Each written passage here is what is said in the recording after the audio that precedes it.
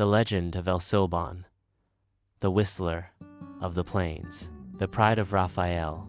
Long ago, in the endless grasslands of Venezuela, there was a boy named Rafael. He was born to a wealthy cattle rancher and grew up with more comforts than most children in the village. He had the finest horse, the sharpest machete, and clothes stitched from the city.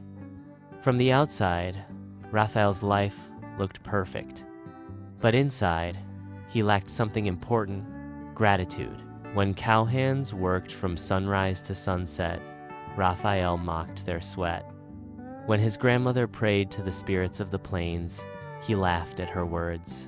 And when his father asked him to be patient, Rafael stamped his foot and demanded things his way. His grandmother, with eyes wise as the moon, warned him often, "Child, wealth does not last forever. The plains protect those who live with humility and punish those who live with greed." But Rafael would shrug and boast, "I am strong, I am rich, nothing can touch me."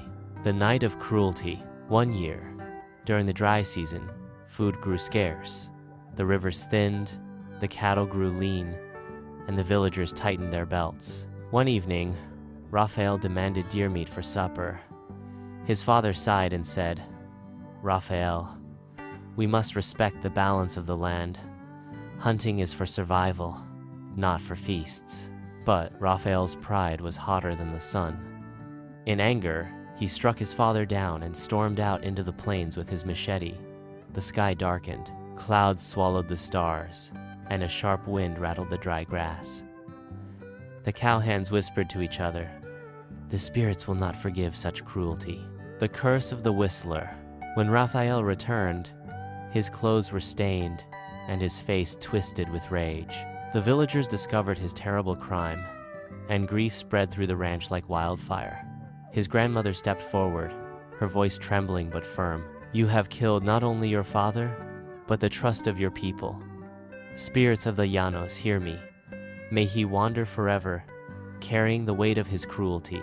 At once, Rafael's body began to change. He grew tall and thin, his skin pale like bone. His eyes sank deep, and his voice broke into a haunting whistle. A sack filled with bones appeared across his back, the bones of his father, a burden he would carry for eternity. From that night forward, Rafael was no longer a boy. He became El Silban, the whistler of the plains. Fear in the grasslands. The legend spread quickly. Travelers said that on stormy nights, you could hear his whistle. If it sounded close, he was far away. If it sounded far, he was right beside you. Some villagers swore they saw him drifting across the horizon, a tall figure with a bone sack slung over his back. Parents warned their children, "Be respectful, or El Silban will come for you."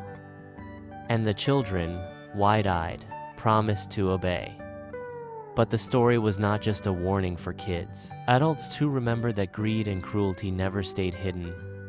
They always returned, just as El Silban always walked the plains.